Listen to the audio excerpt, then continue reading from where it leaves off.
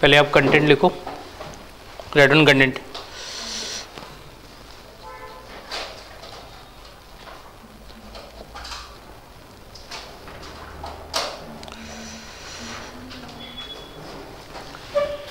MME में आपके total 4 units हैं जो आपको करने हैं। लिखिए फर्स्ट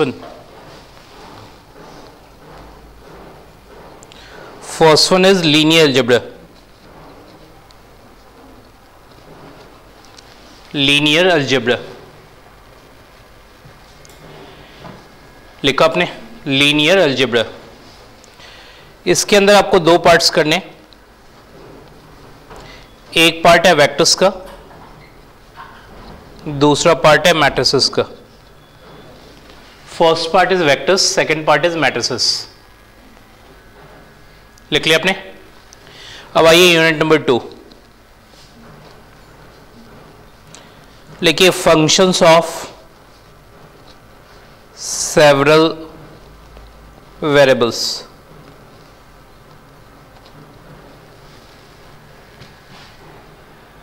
लिखा आपने functions of several variables. Several variables के बारे में मुझे एक बात आपसे कहनी है क्लियरली कि वैसे तो आपके बुक में, बुक मतलब हैमंड, सीधी सी बात, ठीक है, उसमें 2 वेरिएबल्स भी हैं, 3 वेरिएबल्स भी हैं और n वेरिएबल्स भी हैं, ये बात ध्यान रखिएगा। लेकिन आपको करना सिर्फ 2 वेरिएबल्स पे, क्योंकि एग्जामिनेशन में क्वेश्चन सिर्फ 2 वेरिएबल्स का आएगा। तो आप ब्रैकेट में क्लियर कट लिख लो 2 वेरिएबल्स, ठीक है। टॉपिक का नेम सेवरल वेरिएबल्स जरूर है, लेकिन एग्जामिनेशन का क्वेश्चन 2 वेरिएबल्स का होगा, तो आपकी कंसंट्रेशन वही होनी चाहिए। क्लियर? लिखिए थर्ड वन, टॉपिक नंबर 3 या unit number 3, optimisation. Optimisation, optimisation में आपको करना है मैक्सिमम मिनिमा, जो आपने सेमेस्टर 1 में किया ना, मैक्सिमम मिनिमा। दूसरा कॉनकेव कॉन्वेक्स फंक्शंस। तीसरा quasi concavity, quasi convexity, Lagrange multiplier and so on. ये बात ध्यान रखिएगा। क्लियर? तो मेरे हिसाब से टॉपिक तो आपकी रिपीट हो रही है, लेकिन करना 1 वेरिएबल में नहीं है। किस में करना है? 2 वेरिएबल्स में। क्लियर बात? टॉपिक वही है, नेम भी वही है, लेकिन कंसेप्ट, ठीक है, कुछ चीजें तो ऐड हुई, जैसे क्वाज़ी कॉन्केविटी, क्वाज़ी कॉन्वेक्सिटी, ठीक है, और लैग्रेंज मल्टीप्लायर, ये सब ऐड हुई, लेकिन टॉपिक वाइज वही है। ऑप्टिमाइजेशन में आपको यही चीजें करनी है। क्लियर? अब आइए यूनिट नंबर 4,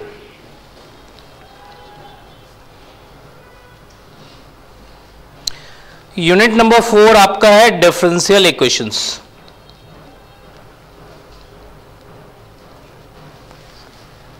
डिफरेंशियल इक्वेशंस लिख लिया आपने। डिफरेंस इक्वेशन नहीं, डिफरेंस इक्वेशन आपके पिछले सेमेस्टर में था, इस सेमेस्टर में आपके डिफरेंशियल इक्वेशन है। अब एक एक करके जरा वेटेज लिख ली। क्या वेटेज है आपकी? फर्स्ट टॉपिक की आपकी वेटेज 30% होगी, 30% ऑफ 75। क्लियर? सेवरल वेरिएबल्स की वेटेज आपकी 30% होगी। ऑप्टिमाइजेशन की वेटेज आपकी 35% होगी, और डिफरेंशियल इक्वेशन की वेटेज ऑलमोस्ट नेग्लिजिबल टाइप का ही मानिएगा, दैट इज 5%। और 5% में आपको वो करना है जो आपने 12th में नहीं किया। ये बात पहले लाइन में मैं क्लियर करता हूँ, ठीक है। अधिकतर लोग समझते हैं डिफरेंशियल इक्वेशन मतलब वही करना है, वो दोबारा नहीं आता, ये बात ध्यान रखिएगा। ऑल्दो बुक में हो सकता है लिखा हुआ भी हो, लेकिन एग्जामिनेशन में पॉसिबिलिटी मुझे आप समझाने की जरूरत नहीं, आपने समझ लिया होगा पिछले सेमेस्टर में, ठीक है, कि क्या आता है क्या नहीं आता है। ये आप इकोनॉमिक्स के अंदर जो पार्ट है वो आप समझ जाइए, ठीक है। ट्रेनिंग अलग चीज़ है कि मैं आपको पढ़ा दूँ, सब कुछ कर दूँ, ईच एंड एवरीथिंग, लेकिन ये टोटली एग्जामिनर के ऊपर डिपेंड करता है कि वो आपके लिए क्या सिचुएशन क्रिएट करे, और उसके लिए वो फ्री भी है, ठीक है। सेमेस्टर 1 में आपने फिलॉसफी ऑफ द कोर्स पढ़ा होगा, पढ़ा कभी नहीं पढ़ा? आपके कोर्स की एक फिलॉसफी है जो मैं स्टूडेंट्स को हमेशा दिखाता हूँ, ठीक है। उसमें 10 पॉइंट्स लिखे हुए हैं, उन 10 पॉइंट्स में ये भी लिखा हुआ है कि बुक से क्वेश्चन नहीं आएगा। एग्जामिनर जो समझेगा, जो उसकी समझ होगी कि उस टॉपिक पे और भी कोई क्वेश्चन है या नहीं, तो वो आपसे पूछा जा सकता है। ये सब आपके फिलॉसफी ऑफ द कोर्स में लिखा हुआ है। बहुत लोगों को उसका पता ही नहीं रहता कि क्या लिखा हुआ है, ठीक है। तो ये बात ध्यान रखिए, वो आपके कोर्स में लिखा हुआ है ऐसी बातें, ठीक है। फॉर्मूला बेस्ड कोई क्वेश्चन नहीं होगा, क्लियर। मैं आपको दिखा भी देता हूँ, ऐसा नहीं है, अभी थोड़ी देर में हो सकता है मेरे पास हो भी, मैं आपको दिखाऊंगा फिलॉसफी ऑफ द कोर्स में क्या लिखा हुआ है। तो अधिकतर लोग सोचते हैं मेरे साथ ही अजीब हो गया, आपके साथ कुछ भी अजीब नहीं हुआ, पहले से ही डिसाइड था कि कुछ होगा, क्लियर। अब ये अपनी अपनी अपनी किस्मत है कि उसके अकॉर्डिंग आप चीज़ें चलती रहती है। ये बात क्लियर है यहाँ तक। पहले तो बुक लिख ली,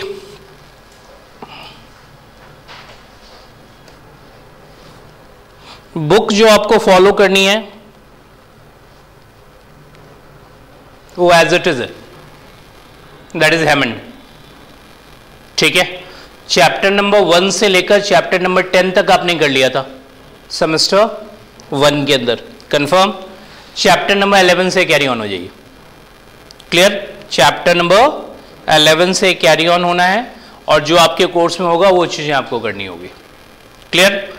तो बुक तो आपकी वही रही, ठीक है। बुक के क्वेश्चंस तो आपको करने ही करने, ठीक है, वो तो आपका पार्ट है, वो आपको करना पड़ेगा। थोड़ी सी हैमंड जो लैग करती है वो है इकोनॉमिक एप्लीकेशन में, तो उसके लिए आप इस बुक का हेल्प ले सकते हो, RS भारद्वाज, ब्रैकेट में लिख लीजिएगा फॉर इकोनॉमिक एप्लीकेशन, क्योंकि हैमंड में इकोनॉमिक एप्लीकेशन नहीं है। तो इकोनॉमिक एप्लीकेशन यदि नहीं है तो कोई ना कोई हेल्प तो आप लोगे ना, तो हेल्प के लिए बुक है आपकी, that is RS Bhardwaj, particularly for economic application. बाकी के लिए मेरे हिसाब से जरूरत नहीं है आपको, आप उसमें मत जाइएगा, ठीक है, क्लियर बात। हाँ, मैं आपको क्या प्रोवाइड करूंगा वो मैं आपको बता देता हूं। यहां देख ली, ये बुकलेट मैं आपको दूंगा, ठीक है, क्लियर। इसके क्वेश्चंस आपको करने होंगे, ठीक है, ये आप कीजिए।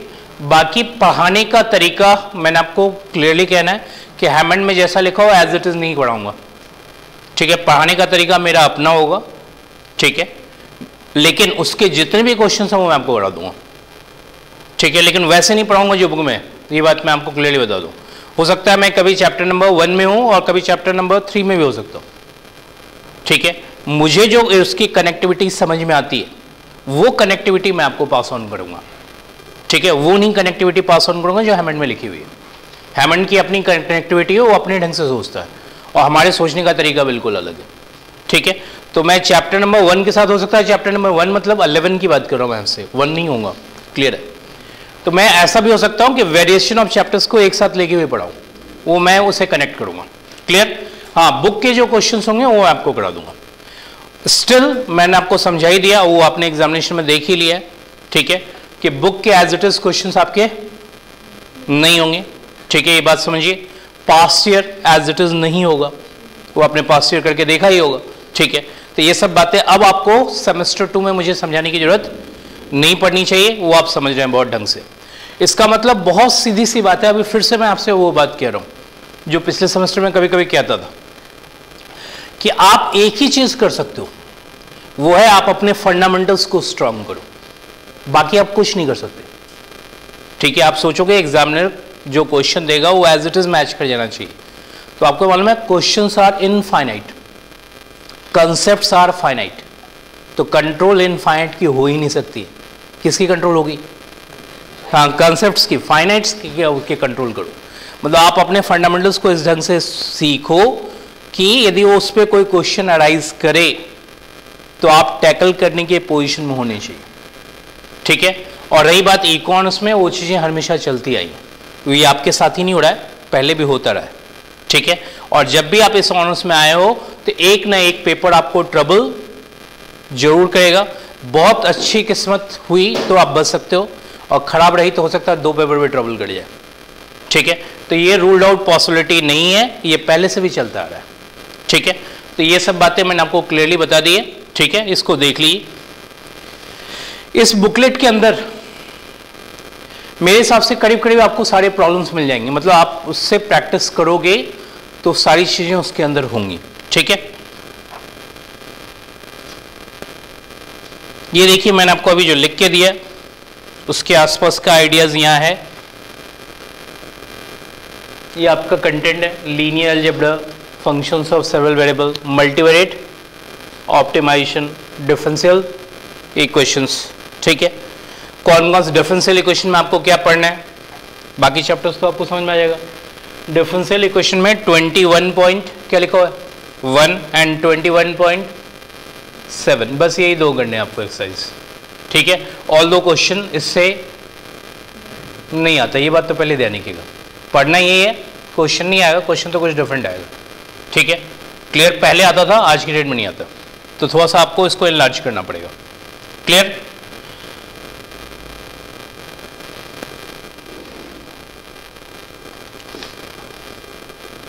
हाँ, फिलॉसफी ऑफ द कोर्स में आपको दिखा रहा था, मैं कह रहा था कि मेरे पास है या नहीं है, वो है लिखा हुआ। ठीक है,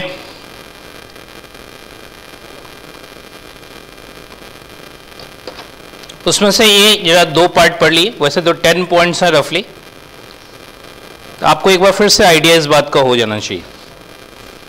डी और ई पार्ट आप पढ़ लो यार।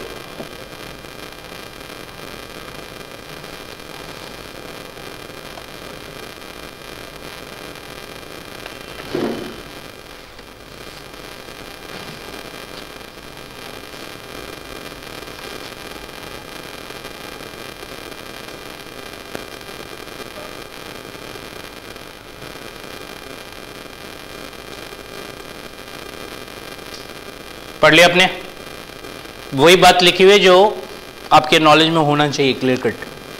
मतलब कभी ये नहीं सोचें कि भाई 2 लाइन लिखी हुई है बुक में, क्वेश्चन 2 ही लाइन पे बननी चाहिए थी, ये चौथे लाइन कहाँ से इसने इंट्रोड्यूस कर ली। ठीक है, तो ये यानी कि ये सब बातें आपके नॉलेज में होना चाहिए कि ये चीज़ें हैं लिखी हुई, इसका मतलब आप उसके लिए तैयार होंगे।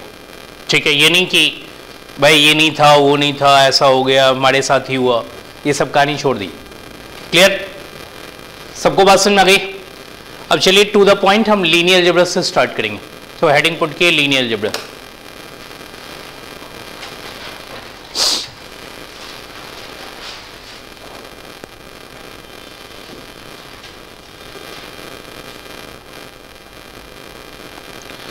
लीनियर अलजेब्रा में मैंने आपको क्लियरली कहा कि 2 पार्ट्स हैं आपके। एक पार्ट क्या है वेक्टर्स, दूसरा पार्ट क्या है मैट्रिसेस। तो ये यानी कि वेक्टर्स में रफली मैं आपको बता देता हूँ कितनी क्लासेस होंगी आपकी, रफली 6 क्लासेस। ठीक है, और मैट्रिसेस में भी आपकी रफली 6 क्लासेस होंगी। 6 + 6 12 क्लासेस का आपका ये चैप्टर है। 12 कंफर्म है, ये ध्यान रखिएगा। ठीक है, थोड़ा ज़्यादा हो सकता है, कम होने की कोई पॉसिबिलिटी रूल आउट नहीं है। मतलब 12 में तो मैं कंटेंट तो आपको पढ़ा ही दूंगा, क्वेश्चंस भी कर दूंगा, यदि मुझे कुछ एक्स्ट्रा कराना होगा तो फिर वो आगे की तरफ जाएगा। ठीक है, तो मैट्रिसेस में मैं आपको पर्टिकुलरली कह देना चाहता हूँ, ये बात ध्यान रखिए। मैट्रिसेस आपने 12th में पढ़ी रखा है नहीं, जिसमें आप एडिशन से लेकर मल्टीप्लिकेशन और क्या एडजॉइंट और इन्वर्स, और मेरे हिसाब से solving linear equation by matrix inverse method, ये आपका लास्ट था। ठीक है, यहाँ तक की नॉलेज आपकी अंडरस्टूड है। अंडरस्टूड का मतलब क्वेश्चन यहाँ तक नहीं आएगा। ठीक है, आप बुक ओपन करेंगे तो उसमें सब कुछ है, एडिशन भी है, मल्टीप्लिकेशन भी है। ठीक है, और उसके बाद इन्वर्स भी है, सब कुछ उसमें दिखेगा आपको। ठीक है, तो लोगों को लगता है कि ये कंफर्ट जोन है हमारा, तो ये यानी कि कंफर्ट जोन में जब भी हैं तो ये बात यानी कि वो क्वेश्चन नहीं आएगा। और जहां आप अनकंफर्टेबल फील करने लगे बस क्वेश्चन वहीं से शुरू होगा। भाई उनको ही पता है कि किस नस को दबाने से आप चीखोगे। ठीक है, तो बात यही ध्यान रखिएगा, ये मेन पॉइंट। बहुत लोगों को समझ आता है यार सब कुछ तो समझ में आ ही रहा है, और जहाँ से समझना है वहाँ से कुछ नहीं समझ में आ रहा है। ठीक है, तो वहाँ तक की चीज़ें आप छोड़ दीजिए जो आपको कंफर्टेबली समझ में आ रहा है, उनको भी समझ में आ रहा है कि आपको ये बात समझ में आ रही है, और उसकी टेस्टिंग भी आपकी हो गई। ये भी बात ध्यान रखिए, बहुत लोग समझते हैं कि वो फिर से आ सकता है। भाई आपने 12th में किसका टेस्ट दिया, उसी का ना टेस्ट दिया, तो जब वहाँ तक की टेस्टिंग हो गई तो वहाँ दोबारा क्यों टेस्ट करेगा आपको, वहाँ नहीं टेस्ट करेगा आपको। क्लियर है? तो ये बात मैं आपको एक बात ये भी समझा रहा हूँ, मतलब आपकी एक्चुअल स्टार्ट होगी रैंक ऑफ मैट्रिसेस से। ठीक है, यहाँ से आप पढ़ाई स्टार्ट करोगे, और मैं पढ़ाऊंगा भी मैं आपको यहीं से। उससे पहले की कोई बात नहीं पढ़ाने जा रहा हूं, ठीक है, कि कैसे ऐड करते हैं, कैसे मल्टीप्लाई करते हैं, ये आपका काम है, ये आप जानो। मेरा काम स्टार्ट कहां से होता है? रैंक ऑफ मैट्रिसेस से, जहां से आपने नहीं पढ़ा, ठीक है। उसके बाद की 6 क्लासेस मैं आपको बता रहा हूं, ठीक है, वो एडिशन सब्ट्रैक्शन मिला के नहीं बता रहा हूं। क्लियर बात समझ में आ गई? तो वो टॉपिक में ये बात ध्यान रखिएगा जो मैं आपसे सेकंड वन कह रहा हूं, ठीक है। सारी बातें क्लियर? स्टार्ट हम वेक्टर्स से करेंगे क्योंकि पहला टॉपिक वही है, तो वहीं से स्टार्ट होगी, ठीक है। तो लीनियर अलजेब्रा में क्लियरली लिख लीजिए वेक्टर्स।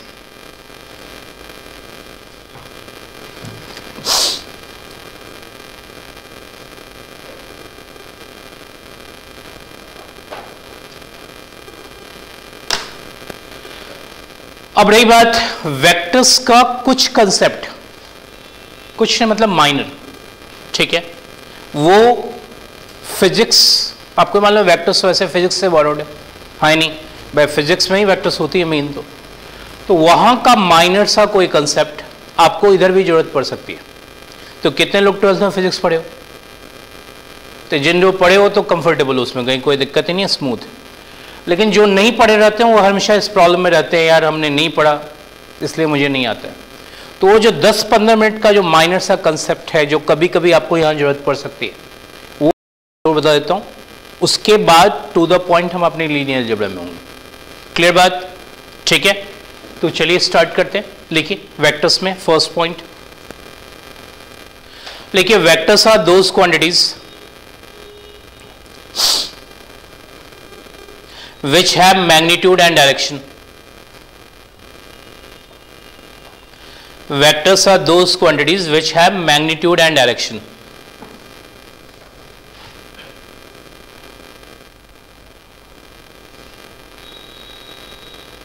लिख लिया आपने? लिखिए सेकेंड वन,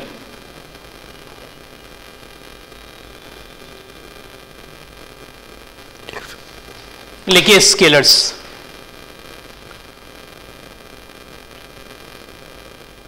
लिखिए scalars are those quantities which have magnitude only, which have magnitude only.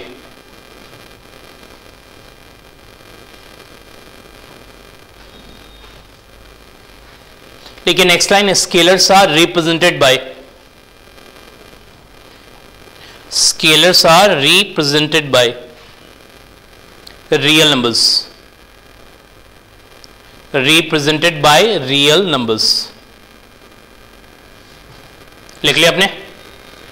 दो तरह की क्वांटिटीज होती हैं, ठीक है। एक होता है वेक्टर क्वांटिटी जिसमें होता है मैग्नीट्यूड एंड डायरेक्शन, दूसरा होता है स्केलर क्वांटिटी जिसमें क्या होता है? सिर्फ मैग्नीट्यूड। कंफर्म? लिखिए थर्ड पॉइंट, लिखिए vectors are represented by, represented by an arrow, arrow से रिप्रेजेंट करते हैं। मैंने आपके लिए क्लियरली लिख दिया। लिखिए फॉर एग्जाम्पल 10 मीटर ईस्ट। पहले तो बताइए वेक्टर क्वांटिटी है स्केलर क्वांटिटी है? वेक्टर। क्यों आप कह रहे हैं वेक्टर से? हाँ, मैग्नीट्यूड भी है और डायरेक्शन भी है।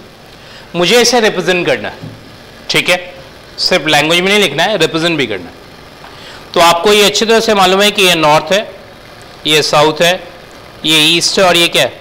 वेस्ट है। कंफर्म? अब 10 मीटर ईस्ट रिप्रेजेंट करना है तो ऑब्वियसली 10 मीटर का लाइन तो मैं ड्रॉ नहीं कर सकता, ठीक है। तो मैं क्या करूंगा, इसके कॉरस्पॉन्डिंग 1 सेंटीमीटर का लाइन ड्रॉ कर दूंगा और डायरेक्शन वही दूंगा जो ईस्ट का डायरेक्शन होगा। Is it true? ये ईस्ट का डायरेक्शन, तो वेक्टर को ईस्ट का डायरेक्शन दे दिए। सो 1 सेंटीमीटर यहाँ 10 मीटर है आपका, और डायरेक्शन वही होनी चाहिए जो एक्चुअल डायरेक्शन होगी, ठीक है। वो डायरेक्शन ईस्ट का, हमने ईस्ट का डायरेक्शन दे दिया। क्लियर? तो वेक्टर को हमेशा एरो से रिप्रेजेंट करते हैं, मैंने एरो से रिप्रेजेंट कर दिया। क्लियर बात? ऐसे मुझे 20 मीटर ईस्ट रिप्रेजेंट करना है तो मैं क्या करूं, 2 सेंटीमीटर का लाइन ड्रॉ करूंगा, डायरेक्शन ईस्ट का दे दूंगा। कंफर्म? 2 सेंटीमीटर का लाइन और डायरेक्शन किसका? ईस्ट का। ड्रॉ करना चाहे आप ड्रॉ कर लिए।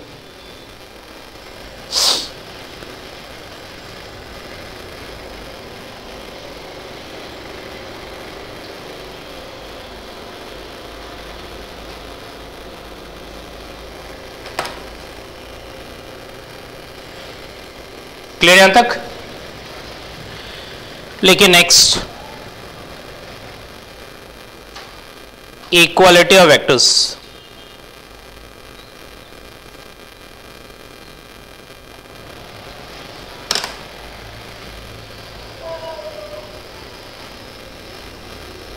लेकिन two vectors are said to be equal. Two vectors are said to be equal, लेकिन if they have same magnitude, if they have same magnitude and direction, if they have same magnitude and direction, if they have same magnitude and direction। हाँ, एक minute यहां concentrate करो। आपको अच्छी तरह से मालूम है ये नॉर्थ है, ये साउथ है, ये ईस्ट है और ये वेस्ट है। सपोज यहां से कोई बंदा 10 मीटर नॉर्थ ईस्ट गया, 10 मीटर नॉर्थ ईस्ट, या इस प्लेस से कोई बंदा 10 मीटर नॉर्थ ईस्ट गया। वेक्टर्स के अकॉर्डिंग ये दोनों वेक्टर्स इक्वल है, क्योंकि वेक्टर्स में चेंज तभी होता है या तो आप मैग्नीट्यूड चेंज करो या फिर डायरेक्शन चेंज करो या दोनों चेंज कर दो। ना हमने कोई मैग्नीट्यूड में कोई चेंजेस किया है, ना डायरेक्शन में कोई चेंजेस किया है। इसका मतलब ये दोनों वेक्टर्स क्या हैं आपके? इक्वल। ड्रॉ करना चाहें आप ड्रॉ कर लीजिए।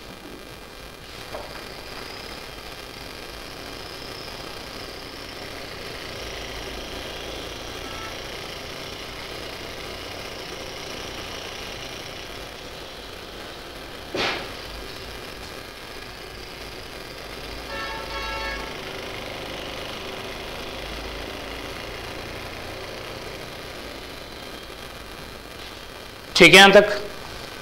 एक रिमार्क डालो।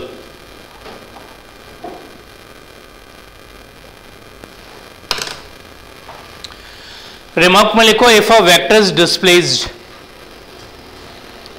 If a vector is displaced parallel to itself, if a vector is displaced parallel to itself, it does not change. If a vector is displaced parallel to itself, it does not change. ठीक है, लिख लिया आपने? Meaning एक बार clear कर लीजिएगा।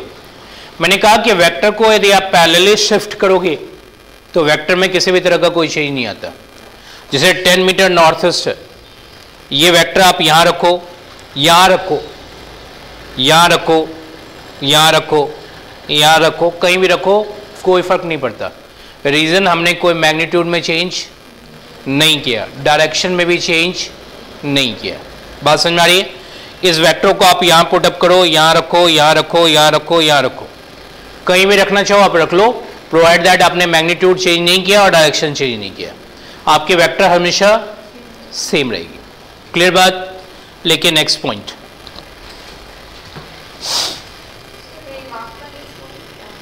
हाँ, remark के बाद नेक्स्ट पॉइंट, रिमार्क के अंदर नहीं। लेकिन एंगल बिटवीन द वेक्टर्स,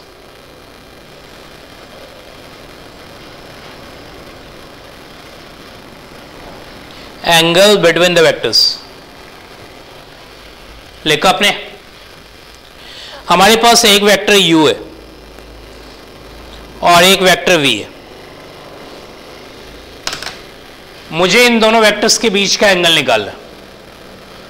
तो एंगल निकालने का प्रोसेस बिल्कुल सिंपल है। वेक्टर्स का टेल मैच करना चाहिए, वेक्टर्स का टेल मैच करना चाहिए। इधर देखिए, ये कहलाती है वेक्टर का हेड और ये कहलाती है वेक्टर का टेल। ये वेक्टर का हेड है, ये वेक्टर का टेल है। मैंने क्या कहा, क्या मैच करना चाहिए? टेल। तो हमने u वेक्टर को उठा के यहां रख दिया। If a vector is displaced parallel to itself, it does not change. v को उठा के कहां रखेंगे? इसके हेड के ऊपर या टेल के ऊपर? तो v को उठा के इसके टेल के ऊपर रख दो। टेल मैच हो गया। टेल जैसे ही मैच हो जाए तो आप एंगल मेजर कर लेना। इस एंगल को मैंने नेम दिया थीटा। मेजर करने के बाद इसकी सिर्फ एक खासियत होती है कि इसकी वैल्यू 0 और 180 डिग्री के बीच होती है।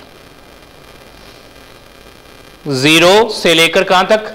180 के बीच में टेल मैच करो, वेक्टर का एंगल मेजर करो। सिर्फ इतनी सी बात ध्यान रखना कि एंगल किसके बीच में होती है, 0-180 डिग्री के बीच में, बाकी इसके अंदर कुछ नहीं। क्लियर? ड्रॉ करना चाहें ड्रॉ कर लिए।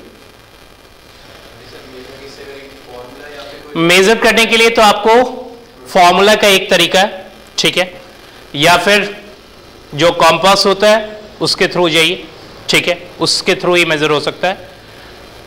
इजी तरीका तो कॉम्पास वाला है, ठीक है। प्रॉपर जो मैथमेटिक्स का जो तरीका वो अपनी, फिजिक्स का जो तरीका वो अपनी जगह पे। उसके लिए तो मैं आपको लेंथ भी बताऊं तब जाके मेजर होगा, वेक्टर कितने लेंथ का है क्या नहीं है, तो मेजर होगा। अभी तो मैं सिर्फ ये बता रहा हूं कि एंगल कैसे देखते हैं।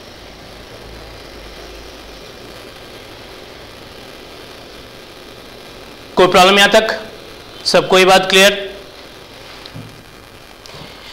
एक इंपॉर्टेंट कंसेप्ट यहां जिसकी जरूरत आपको बहुत ज्यादा पड़ेगी, लेके addition of vectors.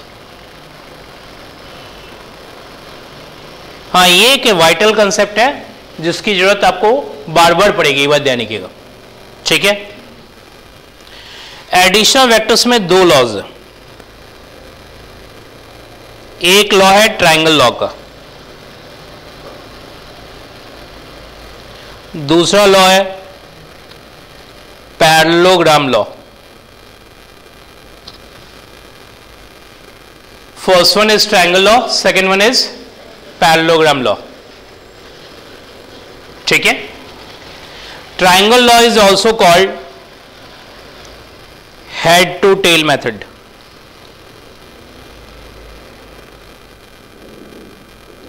Parallelogram law is called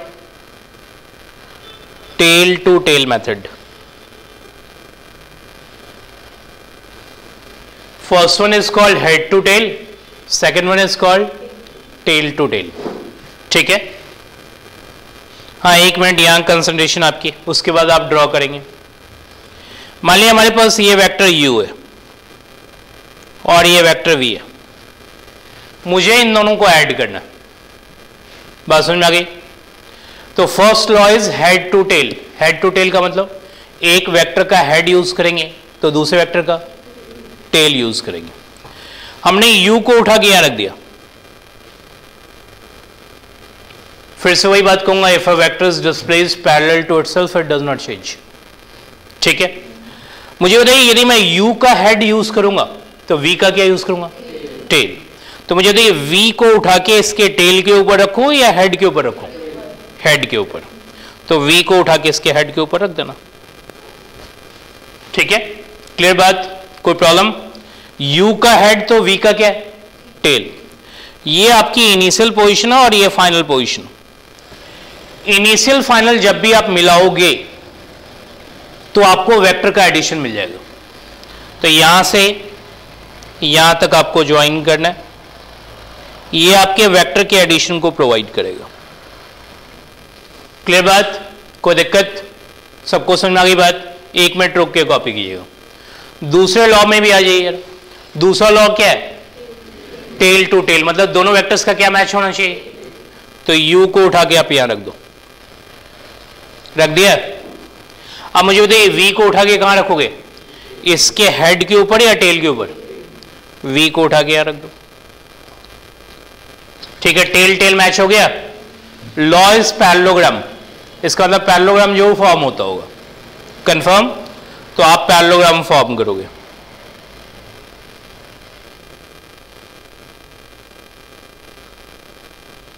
और इनको ज्वाइन कर दोगे।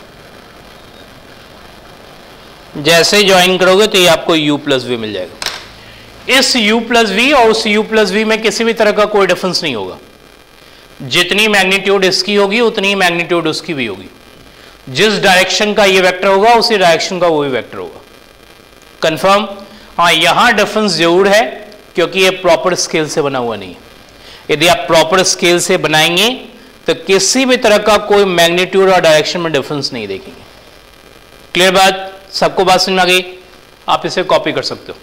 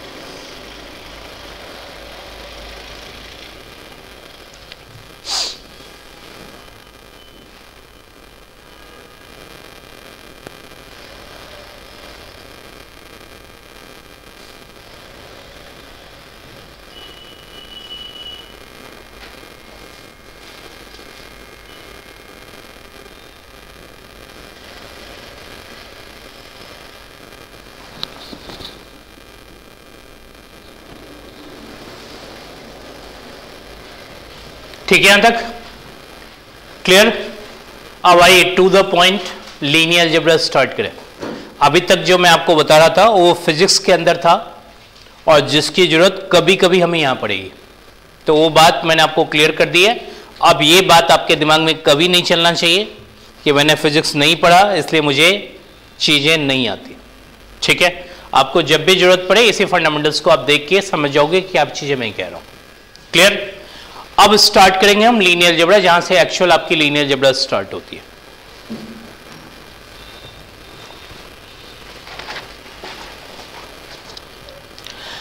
आपकी लीनियर अलजेब्रा स्टार्ट होती है R1 से, लेके R1 मीन्स R और R मीन्स रियल नंबर। यहां क्लियर कट लिख ली, R1 represents a real line. R1 represents a real line. Real line आपको ड्रॉ करने आता ही है, ड्रॉ कर ली। जब भी बात R1 की मैं करूं आपसे, इसका मतलब रियल लाइन की बात कर रहा हूं। Confirm? Next I R2। R2 का मतलब होता है R cross R। R2 means R cross R। एक रियल लाइन आपकी एक्स एक्सेस होगी और एक रियल लाइन आपकी वाई एक्सेस होगी।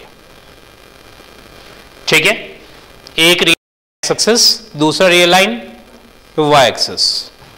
ठीक है, मैं आपसे एक बात जरूर पूछूंगा यहां, ऑल्दो ये कंसेप्ट आपके नॉलेज में है भी।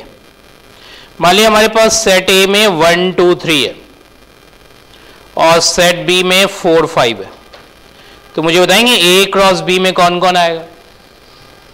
ए क्रॉस बी आपने पढ़ा होगा 11th क्लास में।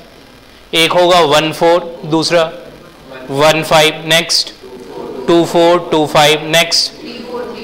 सबको क्लियर? अब सेम बात आपको यहां करनी है। एक रियल लाइन एक्स एक्सिस है, एक रियल लाइन वाई एक्सिस है।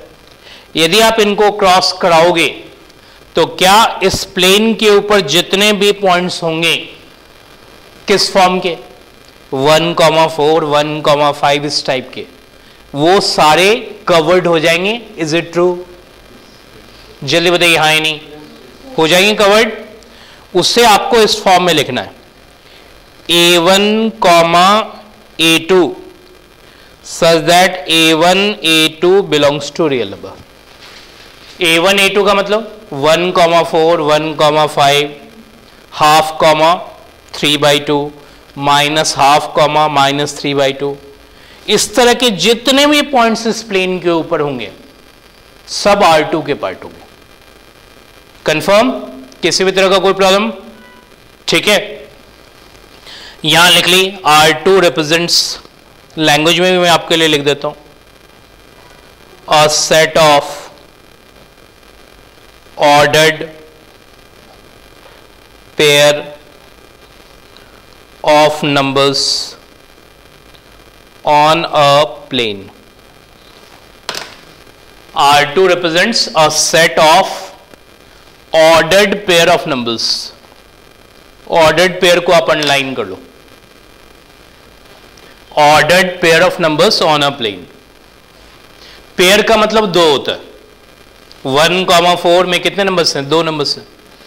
ऑर्डर्ड इसलिए क्योंकि 1, 4 can't be written as 4, 1, that's why it is ordered. ठीक है, ऑर्डर्ड मतलब पहला कंपोनेंट x का होगा, दूसरा कंपोनेंट y का होगा, that's why we call it ordered pair. मतलब एक प्लेन के ऊपर जितने भी ऑर्डर्ड पेयर ऑफ नंबर्स होंगे वो सब के सब R2 के पार्ट होंगे। क्लियर बात? अब आइए जरा R3। R3 का मतलब R cross R cross R। ठीक है, एक रियल लाइन एक्स एक्सेस होगा, एक रियल लाइन वाई एक्सेस होगा, एक रियल लाइन जेड एक्सेस होगा। ठीक है, क्लियर बात? लिखेंगे कैसे कोऑर्डिनेट को? A1, A2, A3 such that A1, A2, A3 belongs to real number. A1, A2, A3 such that A1, A2, A3 belongs to a real number. ठीक है, यहां तक कोई प्रॉब्लम? तो मुझे देखिए R3 में कितने कंपोनेंट आए? 3 कंपोनेंट्स। एक कंपोनेंट X का, दूसरा Y का, तीसरा Z का। तो मुझे देखिए Rn में कितने कंपोनेंट आएंगे? तो पहले तो लिखिए R क्रॉस R कितने टाइम्स? n times. कंपाउंड लिख लीजिए A1, A2, An such that A1, A2, An belongs to real number.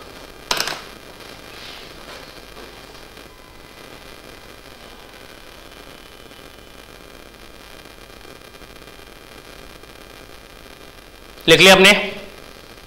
such that A1, A2, A3 belongs to a real number. ठीक है, मेरी बात यहां एक क्लियरली ध्यान रखिएगा कि ज्योमेट्री सिर्फ R3 तक होती है।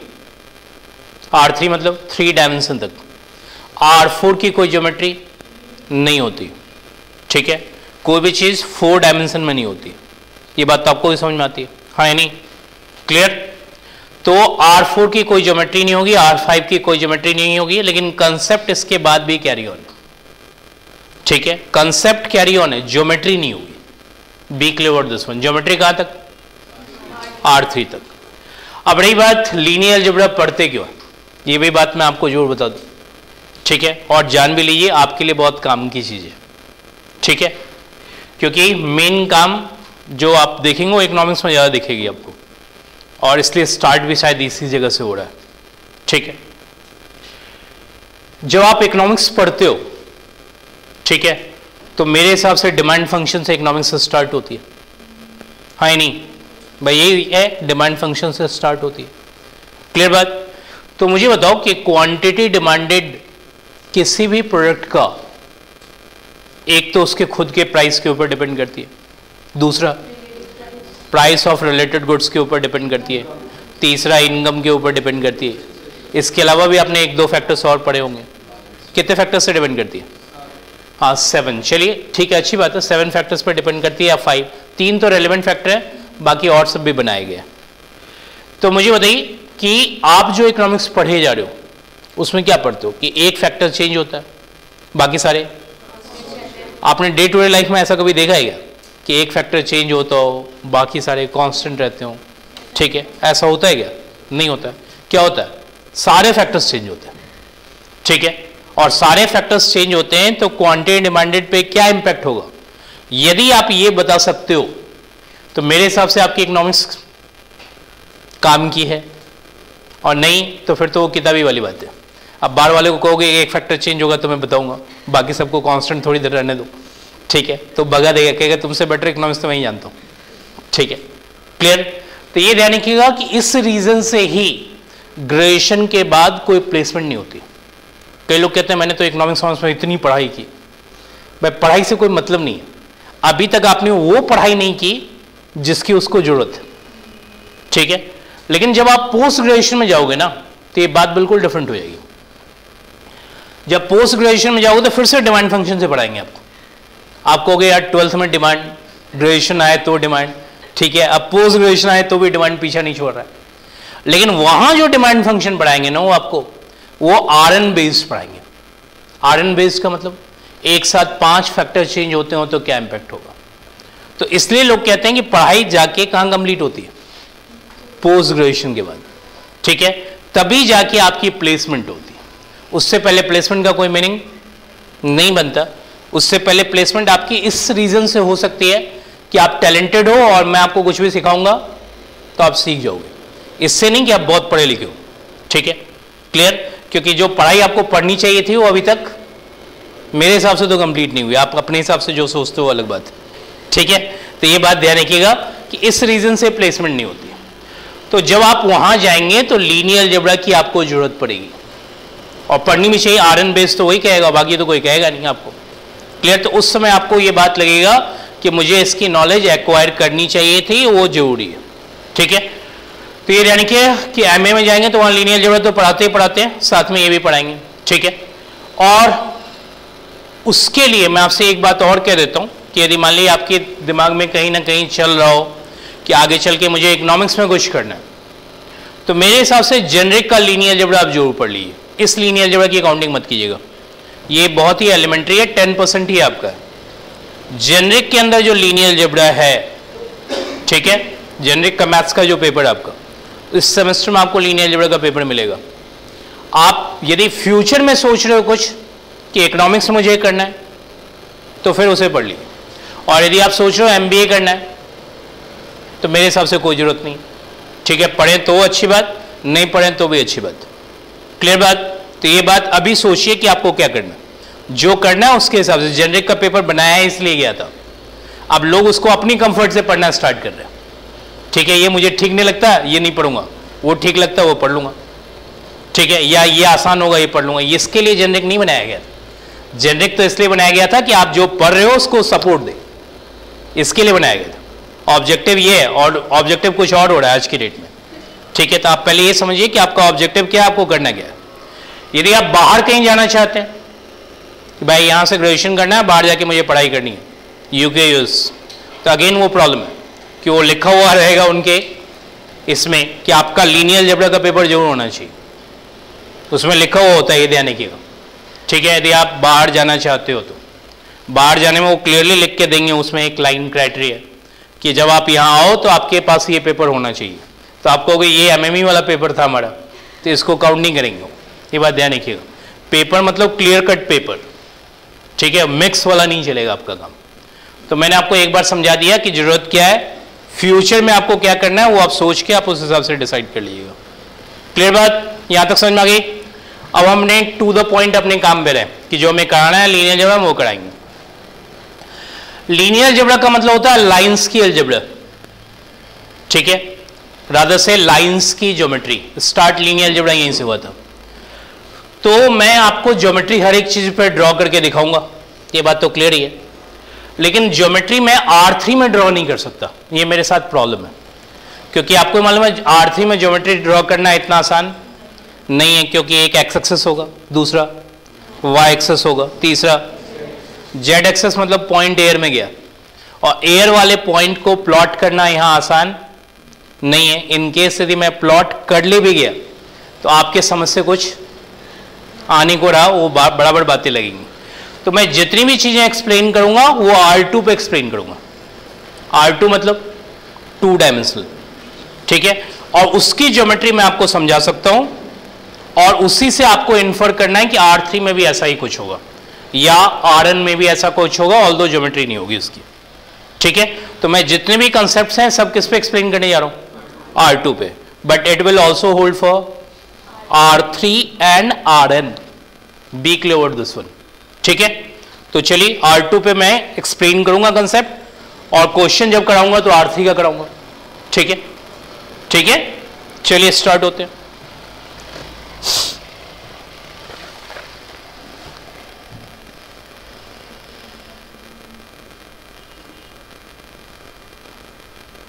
लिखिए ज्योमेट्रिकल डिस्क्रिप्शन ऑफ R2।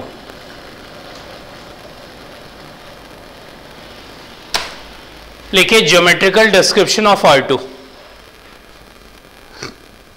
इसमें लिखिए फर्स्ट पॉइंट, लिखिए each point in a plane, each point in a plane is determined by, each point in a plane is determined by ordered pair of numbers, ordered pair of numbers। लिखा आपने, ये हमारा plane है, rather से R2 है। यहां यदि कोई पॉइंट आप प्लॉट करोगे तो ये बात कंफर्म है कि ऑर्डर्ड पेयर ऑफ नंबर्स को रिप्रेजेंट करेगा। यहां से एक परपेंडिकुलर ड्रॉ कर दो, ये हमारा A है और ये B है, तो ये क्या होगा A, B। ये कोई बहुत बड़ी बात नहीं है आज की डेट में, तो ड्रॉ करना चाहें तो फटाफट ड्रॉ कीजिए।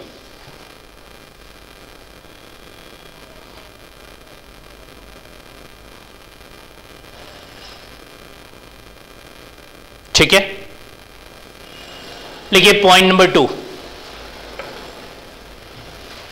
लिखिए the point a comma b, the point a comma b geometrically means line joining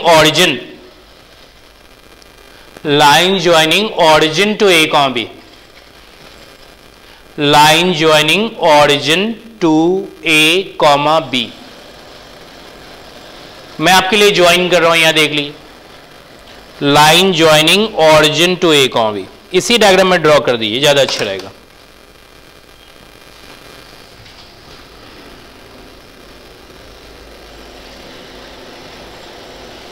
draw कर लिया आपने।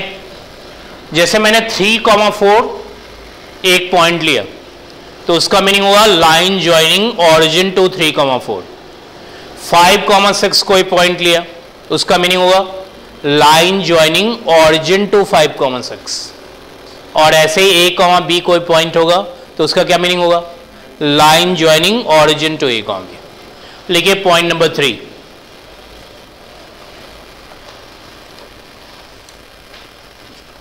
लिखिए the geometrical point a comma B,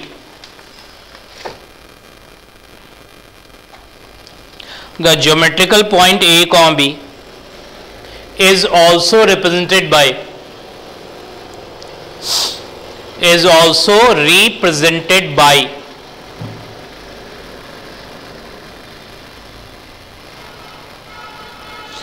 column matrix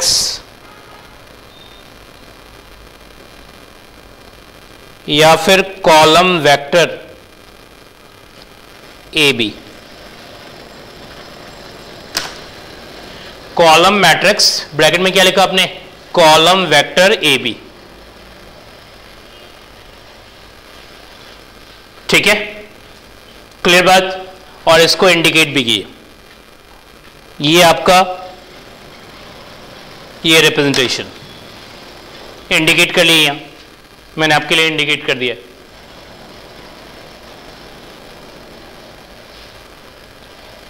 पहली बात तो मैं आपसे ये पूछना चाहूंगा कि कॉलम मैट्रिक्स को कॉलम वेक्टर कहते क्यों है। एक तो 12th में हमने पहले पढ़ा कि column matrix is also called column vector, कभी पढ़ा आपने? Row matrix is also called, कभी नहीं पढ़ा? कभी आपने एनसीईआरटी की रीडिंग लगाई थी?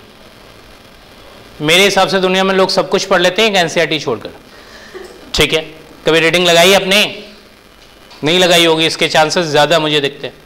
ठीक है, column matrix is also called column vector and row matrix is also called row vector. ये बात हमेशा ध्यान रखिए। अब क्यों कहते हैं इसका रीजन मैं बोल चुका हूं आपको, अभी जस्ट बताया मैंने आपको। ठीक है, लेकिन अभी स्ट्राइक आपको नहीं कर रहा तो मैं रिपीट कर देता हूं। ए कॉमा बी का ज्योमेट्रिकल मीनिंग होता है क्या? Line joining origin to a comma b. Is it a vector? हाँ नहीं, आपने उसे मैट्रिक्स फॉर्म दी है, that's why column vector is also called column matrix is also called column vector. In case यदि रो मैट्रिक्स में लिखोगे then row matrix is also called row vector. लेकिन यानी कि यहाँ 90% ऑथर कॉलम यूज करते हैं और 5 to 10% ऑथर रो भी यूज करते हैं। ठीक है, लेकिन हम 90% वाले के ओपिनियन में हैं, 10% वाले के ओपिनियन में नहीं है। ठीक है, ये बात ध्यान रखिएगा।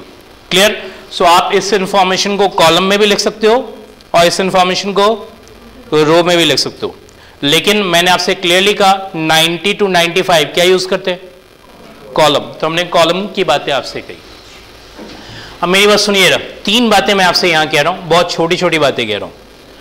पहला पॉइंट ये कहा कि हर एक पॉइंट जो प्लेन के ऊपर है वो क्या रिप्रेजेंट करता है? ऑर्डर्ड पेयर ऑफ नंबर्स को। ठीक है, क्लियर? यहां मैं आपको एक बात क्लियरली बता देता हूं जो इस पर ध्यान भी रखिएगा। आपने इस बंदे का नेम सुना है? Name is Euclid. ठीक है, father of geometry. Confirm? Euclidean geometry आप जब भी पढ़ेंगे ना, आपने कभी पढ़ा यूक्लिडियन ज्योमेट्री? हाँ, जो पढ़ाते हैं वो कौन सा? 6th में, 7th में, 8th में, दैट ज्योमेट्री इज कॉल्ड। हाँ, जिसमें कॉन्ग्रुएंस पढ़ाते हैं, सिमिलरिटी पढ़ाते हैं, पढ़ा हमने लाइन को दो पार्ट में डिवाइड कैसे करते हैं, कभी देखा हमने लाइन को कैसे डिवाइड करते हैं, एक कट ऊपर दूसरा कट ज्वाइन कर दिए, क्या होगा, दो पार्ट में डिवाइड होगा। मुझे बताइए किसी को तीन इक्वल पार्ट में डिवाइड करने आता है, कैसे करते हैं, किसी को नहीं मालूम कि कैसे करते हैं। ये यूक्लिड की खासियत है, रादर से यूक्लिड की खासियत है कि जितनी बातें मैं आपको सिखाऊंगा उसके फर्दर आप नहीं सीख सकते इतनी आसानी से, और यदि आप सीख जाते हो इतनी बातें आसानी से तो फिर आपकी लेवल ऑफ जो इंटेलिजेंस है वो ऊपर है। ठीक है, ये यूक्लिड की खासियत है। यूक्लिड पढ़ाने से पहले थोड़ा स्ट्रिक्ट होना होता है, ये भी ध्यान रखिए। आप कहेंगे स्ट्रिक्ट क्यों होना पड़ता है, ये मुझे नहीं समझ में आती थी पहले, अब मुझे समझ में आती है। यूक्लिडियन ज्योमेट्री की खासियत ये है कि जितनी बातें उसने आपको बताई उसके फर्दर यदि आपने उससे क्वेश्चन अराइज कर दिया तो उसको भी नहीं मालूम। ठीक है, इसलिए 6th-7th स्टैंडर्ड में टीचर्स जब यूक्लिड पढ़ाते हैं तो अचानक स्ट्रिक्ट हो जाते हैं। आपने ये स्टेप नहीं लिखा, आपने वो नहीं लिखा, आपने ये नहीं किया, आपने वो नहीं किया, आपको कॉन्स्टेंटली यूक्लिड में डांटते रहेगा। अब मुझे समझ में आता है डांटने के पीछे रीजन क्या है, पहले तो मुझे नहीं समझ में आता था क्यों डांटते हैं इतना। यूक्लिड की खासियत यह है कि यदि आपने कुछ रीजन उससे पूछ लिया कि भाई किस रीजन से हम ये कर दें, तो वो तो नहीं पता किसी को भी। ठीक है, आपसे कहेंगे कॉन्ग्रुएंस में ये लाइन ड्रॉ कर दो, कभी आपने ड्रॉ किया है, कॉन्ग्रुएंस प्रूव करते समय ट्राइंगल के अंदर ये लाइन ड्रॉ कर दो, आपने कभी पूछा कि ये लाइन क्यों ड्रॉ कर दे। ठीक है, जैसे ही आप पूछो गुस्सा जाएंगे दूसरे साइड वाला, वो कंफर्म है। ठीक है, जैसे पूछा आपने कि गुस्सा उसको तुरंत आ जाएगा, ये बात ध्यान रखिएगा, क्योंकि किसी को पता ही नहीं कि उसने क्यों कहा था लाइन ड्रॉ करनी। ठीक है, तो यूक्लिड की एक खासियत है कि जितनी बातें मैंने आपको सिखाई उसके फर्दर नहीं सीख सकते, ये ध्यान रखिएगा। पहले भी ध्यान रखिए, आपने तो बहुत कम पढ़ा यूक्लिड, हमने ज्यादा पढ़ा है, और हमसे भी ज्यादा पुराने लोग और भी पढ़े, इसलिए कोई उस समय मैट्रिकुलेशन पास नहीं होता था। ठीक है, पहले के लोग पास नहीं होते थे मैट्रिकुलेशन में, क्योंकि रीजन यूक्लिड में 60 थ्योरम्स होते थे, 60।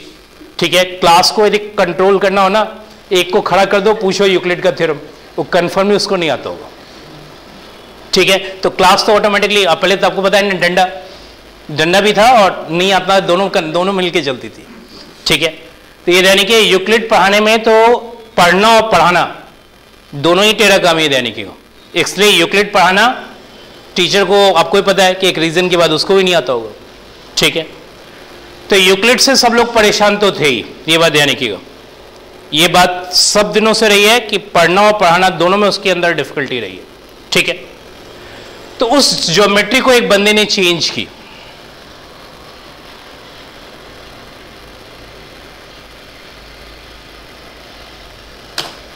Name is Descartes. ठीक है, मैंने आपके लिए नेम भी लिख दिया। ये बहुत बड़ा मैथमेटिशियन भी था और फिलोसोफर भी था। ठीक है, आपने नेम कभी सुना है, नहीं सुना है? मैं आपको बताता हूं कि नेम आपने कभी नहीं सुना होगा, ये बात अभी मैं क्लियर करूंगा आपसे। डेकार्टे के बारे में एक कहा जाता है एक बार कि ये लंबे समय के लिए बीमार हो गया। ठीक है, तो लंबे समय के लिए बीमार हो गया तो पहले तो आपको मालूम है कि मेडिकल फैसिलिटीज तो होती नहीं थी, बस इंतजार होता था कि आप ठीक हो जाओ तो सब कुछ ठीक हो जाएगा। ठीक है, क्लियर? तो डेकार्टे जब बीमार था तो उसने एक बात देखी जो कॉन्स्टेंटली, जब वो उस पोजीशन में होगा तो हो सकता है कि उसने एक बात ऑब्जर्व की, उसके अगल बगल मक्खियों की कुछ चीज़ें चल रही थी। वैसे भी बीमार लोगों के अगल बगल मक्खियाँ ही घूमती हैं। ठीक है, और पहले तो वैसे भी साइड कर देते थे, जैसे ही आप लंबे समय के लिए बीमार हो गए तो लोग उसको कहते थे थोड़ा साइड हो जाओ, जिंदा बच गए तो इधर आ जाना, नहीं तो उधर से उधर चले जाना। ठीक है, तो उसने एक चीज़ देखी मक्खियों के अंदर, मक्खियाँ उसकी सीलिंग के ऊपर मूव कर रही थी और वो मक्खियों को देख रहा था। देखते देखते देखते उसको एक बात समझ में आ गई कि हर एक मक्खी जो सीलिंग के ऊपर है ना, वो ऑर्डर्ड पेयर ऑफ नंबर्स को रिप्रेजेंट करता है। बस इतना ही उसको समझ में आने भर की देरी थी कि हर एक मक्खी जो इस सीलिंग के ऊपर है वो ऑर्डर्ड पेयर ऑफ नंबर्स को रिप्रेजेंट करता है। कि फिर उसने दो मक्खियों के बीच का डिस्टेंस निकाल लिया। आप कहेंगे कैसे निकाल लिया? Distance formula. ठीक है, कभी पढ़ा आपने distance formula? √(x2 x1 whole square plus, बस दो मक्खियों के बीच का डिस्टेंस उसका आ गया तुरंत। ठीक है, उसको सब समझ में आने लगी। उसके बाद सेक्शन फार्मूला, ठीक है, एंड सो ऑन, और पूरी की पूरी ज्योमेट्री उसने चेंज कर दी, और उस ज्योमेट्री का नेम आपको अच्छी तरह से मालूम है, that geometry is called coordinate geometry. यदि मैं आपको वहां दो पार्ट कैसे डिवाइड होता है ये बता दूं, फॉर्मूला आपको मालूम है, mx2 प्लस अपॉन m2। हाँ क्लियर, तीन पार्ट में आपसे डिवाइड करने के लिए कहूंगा तो आपको किसी की जरूरत नहीं है, m और n चेंज कर लेना, उसके साथ ही आ जाएगा। 5 पार्ट भी डिवाइड करना होगा तो भी डिवाइड कर ले जाओगे। कंफर्म? उस बंदे ने पूरी यूक्लिड की ज्योमेट्री चेंज कर दी, ठीक है, और that geometry is called coordinate geometry. Confirm? और उस बंदे का नेम आप हमेशा पढ़ते हो, आप जब भी स्टार्ट करते हो कोऑर्डिनेट ज्योमेट्री तो नेम लिखा आता है Cartesian system of rectangular coordinates. कभी देखा टॉप पे लिखा हुआ? हाँ नहीं, वो बेसिकली डेकार्टे का कार्ट, ठीक है, क्लियर बात ध्यान रखिए, डेकार्टे का कार्ट है। लोग कार्टेशियन कार्टेशियन करते रहते हैं, लोग कहते हैं कार्टेशियन क्या, तो बेसिकली डेकार्टे ने इस ज्योमेट्री को बनाई, इसलिए जब भी ज्योमेट्री स्टार्ट होती है उसका नेम आता है, ठीक है, that's why Cartesian system of rectangular coordinates.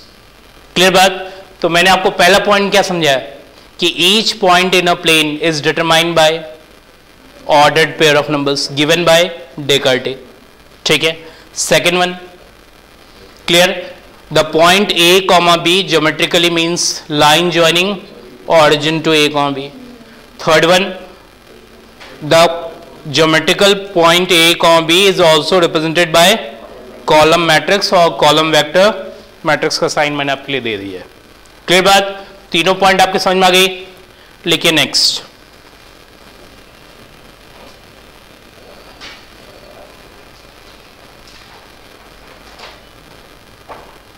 लिखिए addition of vectors in R2।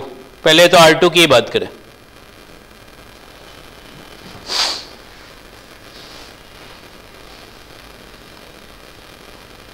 लिखिए let U is equal to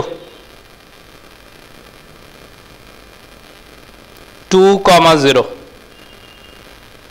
आप इसे कॉलम मैट्रिक्स में भी लिख सकते हो।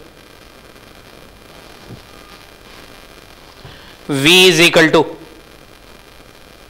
0,2, आप इसे कॉलम मैट्रिक्स में भी लिख सकते हो। इन दोनों को ऐड करो, 2,0 प्लस 0,2 क्या देगा? 2,2। कंफर्म? That is 2,2। कोई दिक्कत? सबको ये बात क्लियर?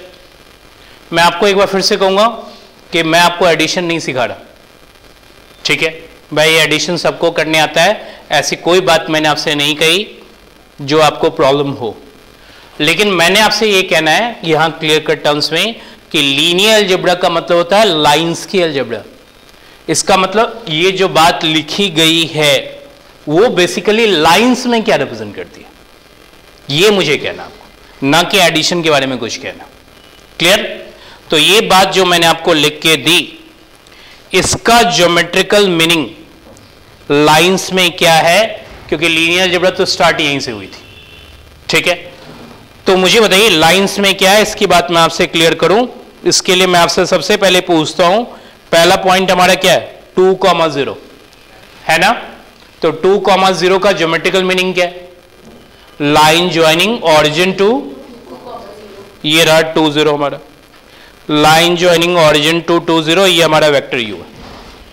एक वेक्टर क्या है? 0,2, जिसका भी मीनिंग क्या होगा? लाइन ज्वाइनिंग ऑरिजिन टू 0,2, ये हमारा वेक्टर वी है। पक्का? मुझे इन दोनों वेक्टर को ऐड करना है, और ऐड मैंने ऊपर कर भी रखा है, क्लियर कट देख लिए। मुझे तो एक कौन सा लॉ लगेगा? Triangle law, parallelogram law? भाई दोनों वेक्टर्स का टेल मैच है, तो कौन सा लॉ? पैरेललोग्राम। तो मैं आपके लिए क्या फॉर्म करूं? पैरेललोग्राम। ऑब्वियसली हमारा क्या होगा?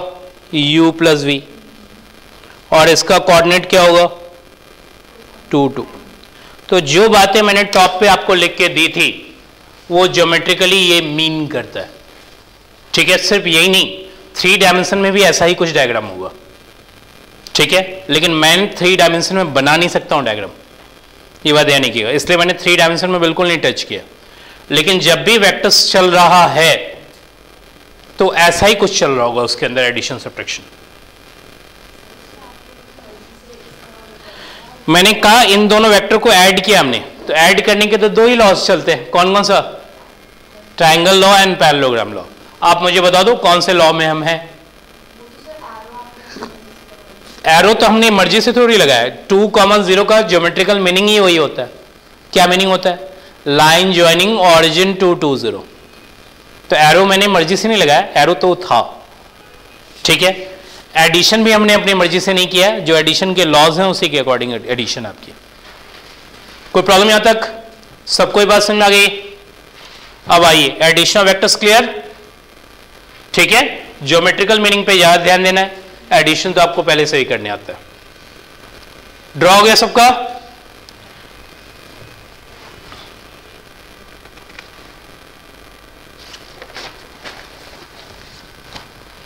अब लिखिए length of a vector.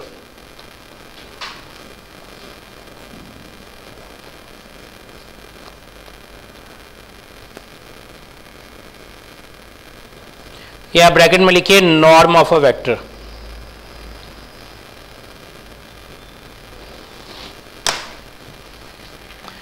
Length या नॉर्म, नॉर्म आपकी बुक यूज करती है, ठीक है। लिखिए let u is equal to a comma b। a comma b का ज्योमेट्रिकल मीनिंग मैंने आपको समझाया था, line joining origin to a comma b। Obviously ये हमारा a है और ये b है। पाइथागोरस थ्योरम आपको आता है? मुझे बताइए इस वेक्टर की लेंथ क्या होगी, जल्दी बताइए। √a² प्लस, लेंथ को हम यहां दो डंडे की हेल्प से लिखते हैं। जब भी लेंथ लिखना हो कितना डंडा? दो डंडा, और एक डंडे से लिखेंगे तो modulus of a real number होगा, ठीक है। क्लियर बात? क्या लेंथ बता रहे हो? √a² plus b²। मैं आपके लिए यहां इंडिकेट भी कर देता हूं।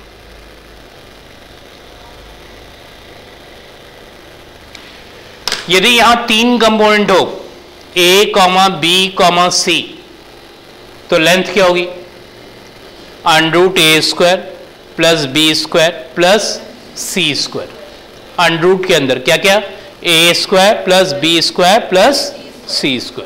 मैंने आपको कहा मैं कंसेप्ट R2 में जरूर बोल रहा हूं, but it will also hold for R3 and Rn। Clear बात? एक रिमार्क यहां जरूर लिख लीजिएगा कि जब भी लीनियर अलजेब्रा के अंदर ऐसा सिंबल हो तो ये modulus of a real number को रिप्रेजेंट करता है, और ऐसा सिंबल हो तो क्या रिप्रेजेंट करता है? Length of a vector.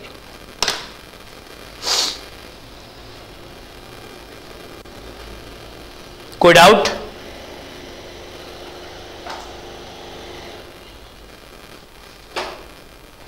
ठीक है भाई, लीनियर अलजेब्रा में ऐसा सिंबल जब भी आपको मिले तो एक modulus of a real number है, दूसरा क्या है? Length of a vector. उस डंडे के अंदर कुछ लिखा हुआ होगा, ये ध्यान रखिएगा, ठीक है। जो भी लिखा हुआ होगा वो इंडिकेट करेगा उसके अकॉर्डिंग। कोई दिक्कत यहां तक? नेक्स्ट आइए, लिखिए यूनिट वेक्टर।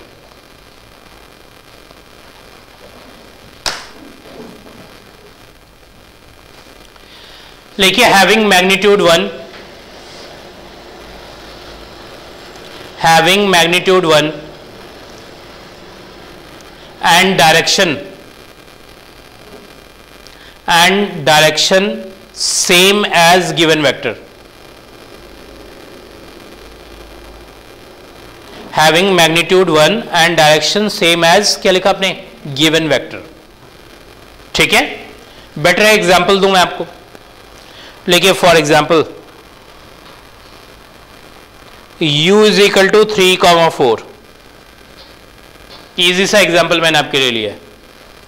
3,4 का मीनिंग एक बार फिर से बता दिए, line joining origin to 3,4। Confirm? कोई डाउट तो नहीं यहां तक? मुझे इस वेक्टर की लेंथ कितनी होगी? इस वेक्टर की लेंथ कितनी होगी जल्दी से बता दिए। 5 कंफर्म। सबसे पहले लेंथ इसका निकाल लो।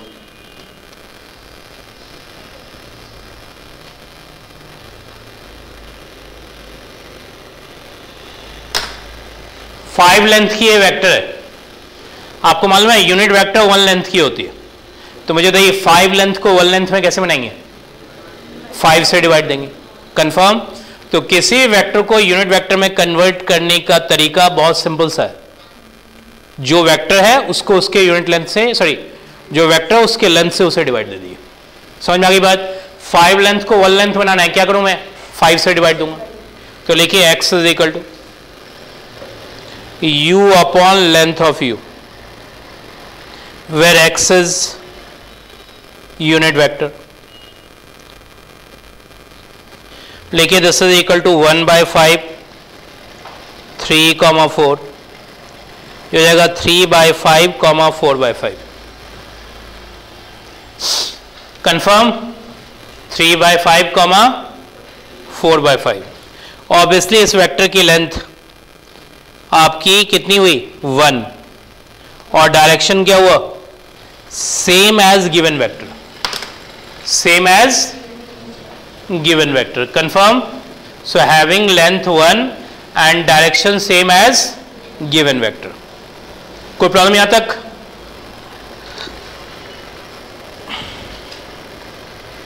ठीक है, यूनिट वेक्टर क्लियर? हाँ, एक कंसेप्ट और, ये आपका इंपॉर्टेंट कंसेप्ट है। लिखिए scalar product,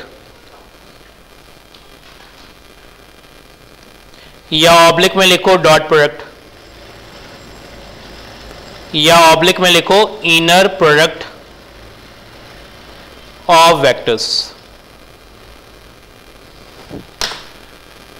scalar product oblique dot product oblique क्या? Inner product of vectors. ठीक है, ये आपका इंपॉर्टेंट कंसेप्ट है। इससे पहले जो मैंने आपको बताया वो रादर एलिमेंट्री थे। एलिमेंट्री का मतलब क्वेश्चन के सब पार्ट में होगा, मेन पार्ट नहीं बनेगा। मतलब कहीं आपसे यूनिट पूछ ले, कहीं से लेंथ पूछ ले, वो सब पार्ट, मेन पार्ट ये नहीं हो सकता। हाँ, ये कंसेप्ट आपका मेन पार्ट का बनेगा। यहां कुछ प्रूफिंग है जो आपको सीखना है। ठीक है, क्लियर? लेकिन पहले स्केलर प्रोडक्ट होता क्या है उसकी बात कर ले। लिखिए let u is equal to x1 y1, v is equal to x2 y2। लिखा आपने? आगे लिखिए u डॉट v। आपको जब भी u डॉट v निकालना हो तो फर्स्ट कंपोनेंट को फर्स्ट से मल्टीप्लाई होगी, सेकंड कंपोनेंट को सेकंड से मल्टीप्लाई होगी। इन केस थर्ड होगा तो थर्ड कंपोनेंट को थर्ड से मल्टीप्लाई होगी, और इन केस nth हुआ तो nth को nth से मल्टीप्लाई होगी, और सबका एडिशन होगा। कंफर्म? तो फर्स्ट को फर्स्ट से मल्टीप्लाई कर दिए, सेकंड को सेकंड से मल्टीप्लाई कर दिए, थर्ड होता तो थर्ड को थर्ड से करते, nth होता तो nth को nth से करते। क्लियर बात? एक एग्जाम्पल भी ले लो जिससे ये बात और क्लियर हो जाए। मान लिया हमारे पास 3,4 है, ठीक है, और यहां 5,6 है। दो वेक्टर मैंने क्लियर कट टर्म्स में ले लिया आपकी, एक 3,4, दूसरा 5,6। आप इसको मल्टीप्लाई कर लो, फर्स्ट कंपोनेंट को फर्स्ट से, सेकंड कंपोनेंट को सेकंड से, कितना आ जाएगा? 39।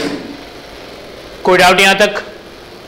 मुझे एक माइनर सी बात बता दीजिए, जो बात मैं आपसे पूछूंगा, इस 39 के अंदर सिर्फ मैग्नीट्यूड है या मैग्नीट्यूड एंड डायरेक्शन है? That's why we call it scalar product, that's why we call it. बात समझ आ गई? और यहां मैग्नीट्यूड एंड डायरेक्शन भी होता तो उसे क्या कहते हैं? Vector product. लेकिन वेक्टर प्रोडक्ट आपके कोर्स में नहीं है, इसलिए आपकी बात उस पर तो मैं बिल्कुल नहीं करना चाहूंगा। आपके कोर्स में सिर्फ स्केलर प्रोडक्ट है तो मैं वहीं तक रुका हूं। ठीक है, वेक्टर प्रोडक्ट होना चाहिए था, वो अलग बात है, लेकिन यहां नहीं है। तो स्केलर प्रोडक्ट इंडिकेट करता है कि सिर्फ मैग्नीट्यूड है, इसलिए हम इसे स्केलर प्रोडक्ट कहते हैं। रही बात डॉट प्रोडक्ट क्यों कहते हैं, तो स्केलर प्रोडक्ट लिखते समय आप डॉट लगाते हो, तो लोगों ने इसे डॉट प्रोडक्ट भी कहना स्टार्ट कर दिया। रही बात इनर प्रोडक्ट क्यों कहते हैं, तो इनर प्रोडक्ट हम इसलिए कहते हैं क्योंकि ये अंदर की बात, आप देखिए जो भी मल्टीप्लाई हो रही है सब इनर है, कोई आउटर से नहीं आया, हाँ नहीं। दैट्स वाई 3 इंटू 5 4 इंटू 6 जो भी कंपोनेंट है सब अंदर के, आउटसाइड कुछ भी नहीं। क्लियर बात है। अब आइए जरा प्रॉपर्टीज की बात करें। ये ठीक है, नेम मैंने आपको क्लियर कर दिया क्यों कहते हैं, वो बात आप समझ जाइए। अब लिखिए प्रॉपर्टीज।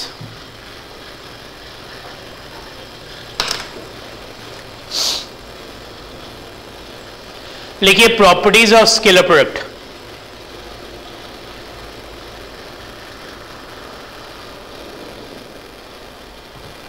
लिखिए first property, u dot u is equal to length of u whole square. Side में लिखिएगा where u is vector. Very very important property, ये ध्यान रखिएगा। आप कहेंगे इंपॉर्टेंट क्यों, सिर्फ प्रूफ के लिए इंपॉर्टेंट नहीं। आप किसी क्वेश्चन में अटक गए हो, आपसे ये नहीं लगता है कि यार पहला स्टेप क्या लिखूं, तो आप इस प्रॉपर्टी को रिकॉल करना आपको हेल्प जरूर करेगा। ठीक है, क्लियर बात। इसलिए मैं कह रहा हूं इंपॉर्टेंट। मान लो आपको कोई प्रूफिंग मिली, लेकिन प्रूफ तो बाद में करूंगा, पहला स्टेप क्या लिखूं ये आपको नहीं समझ में आ रहा है, इसका हेल्प लीजिएगा। 90% प्रूफ इसी से स्टार्ट होता है। ठीक है, जिसमें स्क्वायरिंग करके स्टार्ट करेंगे तो किसी न किसी डायरेक्शन में वो ले जाएगा आपको। ठीक है, इसलिए मैं आपको इंपॉर्टेंट कह रहा हूं। प्रूफ की लिखिए let u is equal to x1 x2 xn belongs to Rn। Proof हमेशा Rn पे करना, R2 R3 पे प्रूफ नहीं करना। ठीक है, अब निकालिए लेंथ ऑफ u। क्या होगा, अंडर रूट फर्स्ट कंपाउंड का होल स्क्वायर, सेकेंड कंपाउंड का होल स्क्वायर, nth कंपाउंड का होल स्क्वायर होगा। Length of u clear. अब लिखिए u डॉट u, लिखिए x1 x2 xn dot x1 x2 xn। First compound को फर्स्ट से multiply कर दो, x1 स्क्वायर आ जाएगा। सेकेंड कंपाउंड को सेकेंड से मल्टीप्लाई कर दो, nth कंपाउंड को nth से मल्टीप्लाई कर दो। ठीक है, क्लियर यहां तक। मुझे बताइए क्या ये length of u whole square है, जल्दी बताइए हाँ या नहीं। भाई ये लेंथ ऑफ u है, ऑब्वियसली उसका स्क्वायर ही है। क्लियर बात, सबको समझ आ गई प्रूफिंग।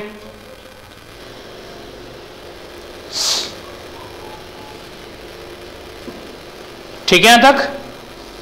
अब लिखिए प्रॉपर्टी नंबर 2।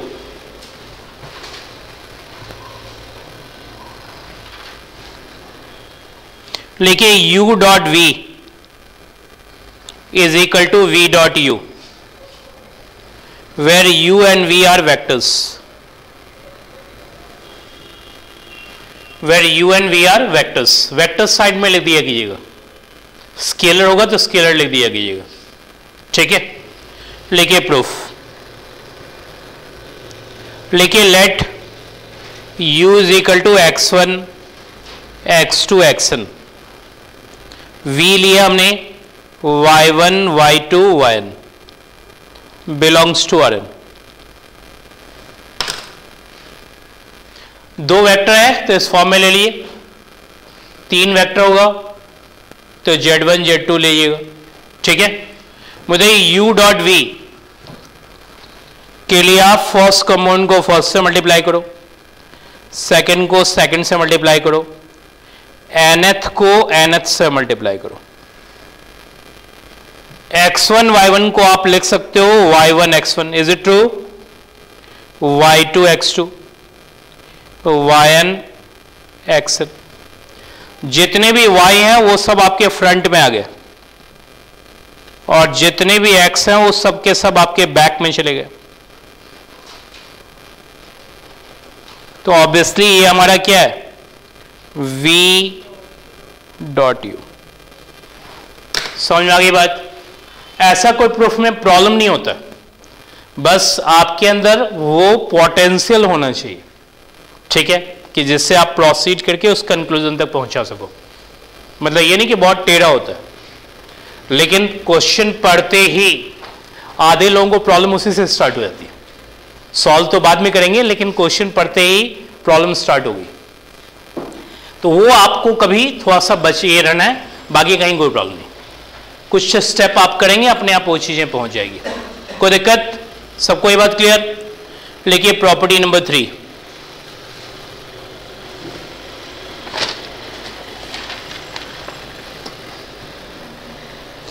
लिखिए u plus v dot w is equal to u dot w plus v dot w, where u v w are vectors. मैं आपके लिए प्रूफ नहीं करूंगा, आप u क्या लेंगे आप मुझे बता दिए, x1 x2 xn, v क्या लेंगे y1 y2 yn, और w क्या लेंगे, पहले u और v ऐड कर लीजिएगा, w से डॉट करा दीजिएगा। ऐसे ही RHS अलग से लीजिएगा और करेंगे तो आपका स्टेप आ जाएगा। आ जाएगा, छोड़ दें आपके लिए। लिखिए fourth one, k u dot v is equal to k u dot v, where k is scalar, u and v are vectors।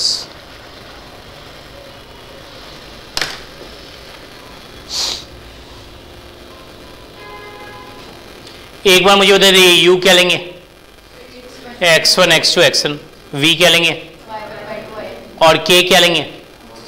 k आपकी कांस्टेंट है, इसमें मेरे हिसाब से अगेन आपको कोई प्रॉब्लम नहीं होना चाहिए, पक्का। लिखिए प्रॉपर्टी नंबर 5। लिखिए if u and v are orthogonal,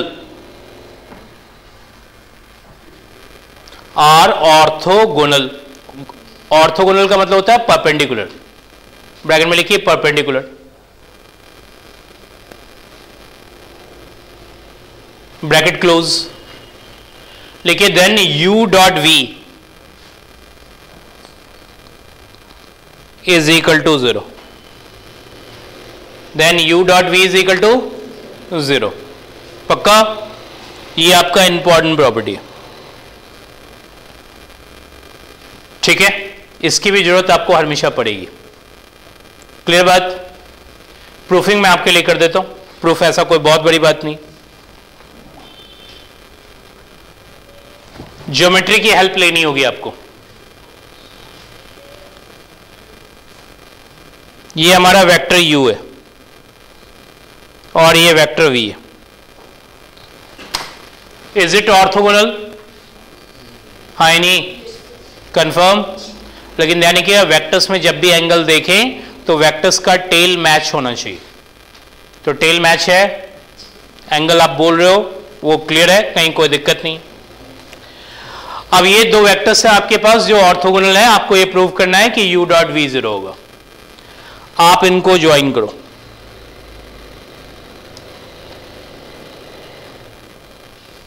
join पहले कर लेना, उसके बाद एरो लगाना ज्यादा अच्छा रहेगा। तो जब ज्वाइन करोगे, मेरी बात सुनो जरा, तो वेक्टर्स बिना एरो के नहीं होता। वेक्टर्स ऐसा हो ही नहीं सकता कि बिना एरो के हो।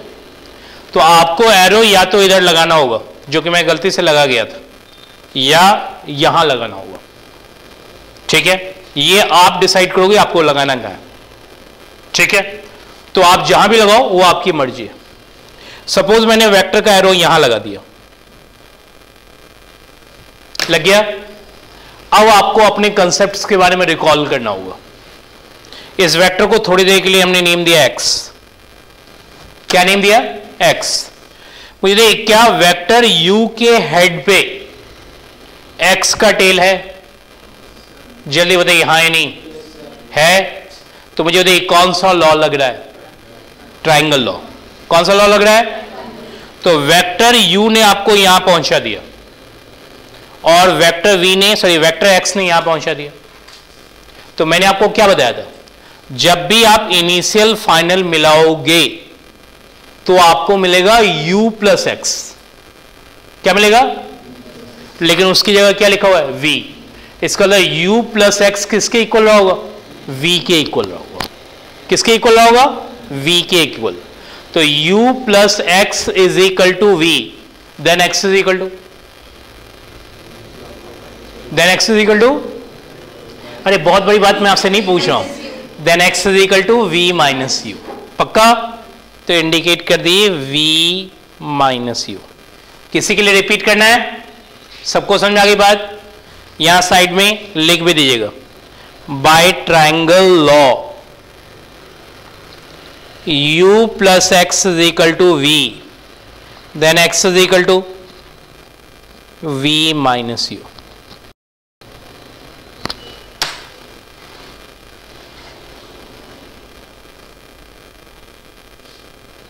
पक्का? पाइथागोरस थ्योरम आपको आता है? क्या कहता है पाइथागोरस थ्योरम? परपेंडिकुलर का स्क्वायर प्लस बेस का स्क्वायर इज इक्वल टू, फटाफट लगाइए, by Pythagoras theorem. Perpendicular square मैंने देखिए क्या लिखा आपके लिए, length of v whole square plus base square is equal to hypotenuse square. लिख दिया आपने? Perpendicular square plus base square is equal to hypotenuse square. इसे लिखिए v डॉट v, लिख सकते हैं? इसे लिखिए u डॉट u, इसे लिखिए v minus u dot v minus u। लिख सकते हैं? यहां प्रॉपर्टी नंबर कौन सा यूज किया? 1। पक्का? आप इसे लिखो v dot v, u dot u, इसे लिखो v dot v minus v dot u minus u dot v plus u dot u। पहले v का v के साथ, फिर v का u के साथ, फिर u का v के साथ और लास्टली u का u के साथ। मेरे हिसाब से ये टर्म आपका कैंसिल आउट कर दिया, कैंसिल। मुझे देखिए v डॉट u और u डॉट v में कोई डिफरेंस होता है क्या? नहीं ना। लिख ली, this implies 0 is equal to minus u dot v minus u dot v। Side में रीजन दे दीजिएगा as v dot u is equal to u dot v। ठीक है? यहां तक ये आपका हो जाएगा -2 times u dot v is equal to 0। So finally u dot v क्या होगा? 0। कोई प्रॉब्लम? क्लियर है? Property number 5। मेरी तरफ से आपके लिए एक क्वेश्चन है, प्रॉपर्टी तो मैंने करा दी आपको, ठीक है? ये लास्ट क्वेश्चन आज के लिए।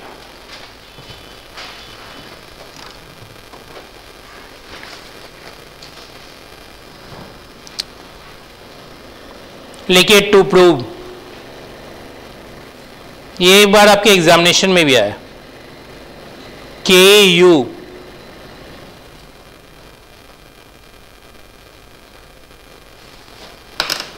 ऐसा उन्होंने लिख के दिया था, यानी कि स्केलर प्रोडक्ट की प्रॉपर्टीज नहीं पूछेगा आपसे कि ये प्रूफ करो वो प्रूफ करो, ऐसा नहीं, कुछ नया लेके आएगा वो पूछेगा। ठीक है? लेकिन फंडामेंटल वही होगा जो मैंने आपको सिखाया है। ये बात समझिए, ये बात मैं आपको कॉन्स्टेंटली कह रहा हूं। भाई ये क्वेश्चन लेके आया, उन्होंने पूछ दिया, आपको मालूम है 2 डंडे का मतलब लेंथ ऑफ अ वेक्टर और सिंगल डंडे का मतलब वहां साइड में लिखा हुआ भी होगा, वो लिख ली साइड में, वेयर के is scalar and you is vector.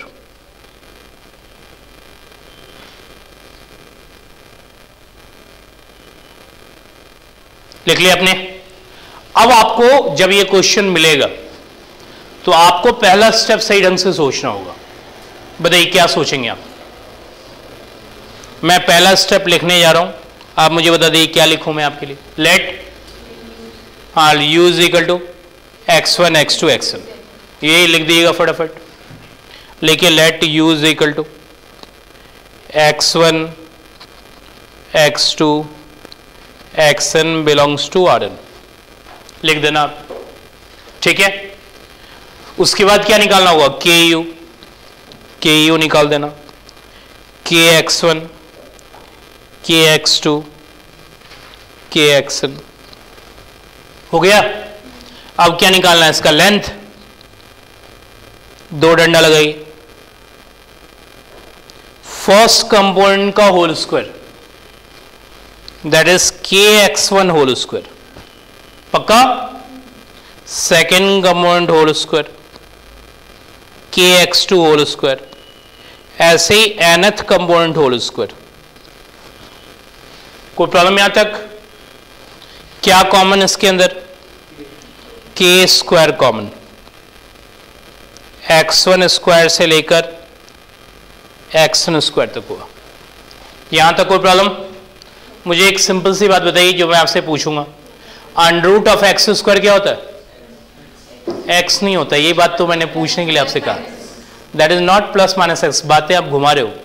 Under root of x square is modulus of x, under root of x square is, इसी रीजन से स्क्वायर रूट किसी भी नंबर का क्या होता है? पॉजिटिव होता है। Under root of 4 is, under root of 4 is modulus of 2, then it is 2। और अंडर रूट ऑफ 4 अधिकतर लोगों से पूछोगे तो कहेगा प्लस माइनस 2।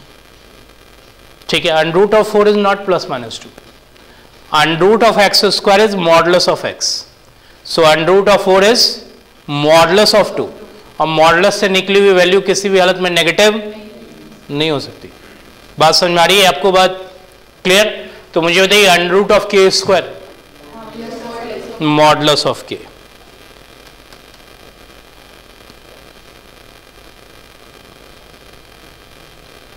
ठीक है, यहां तक आपको मालूम है ये लेंथ ऑफ यू है। क्या है ये? Length of you. कोई प्रॉब्लम? ऐसा कोई क्वेश्चन उनको कहीं से भी मिल जाता है तो वो अपने लैपटॉप पे इकट्ठा करके रखते हैं। ठीक है, ये बात ध्यान रखिएगा। मतलब कहीं मिल गया उनको तो फटाफट अपने डायरी में नोट कर लिया, कुछ कर लिया, और जब उनको पेपर बनाने के लिए मिलता है तो फिर आपकी बारी आती है। ठीक है, क्लियर बात? ठीक है, तो ये ध्यान रखिए, ये वे चलता है, तो आप इसमें कुछ नहीं कर सकते हो, आप कुछ कर भी नहीं सकते। ये बात ध्यान रखिए, जो आपको काम करना वो मैंने आपको पहले लाइन में समझाया कि आप फंडामेंटली इतने स्ट्रांग हो कि आपको कोई क्वेश्चन मिले, और प्रैक्टिस भी, नो डाउट, क्योंकि सिर्फ स्ट्रांग होने से काम नहीं चलता।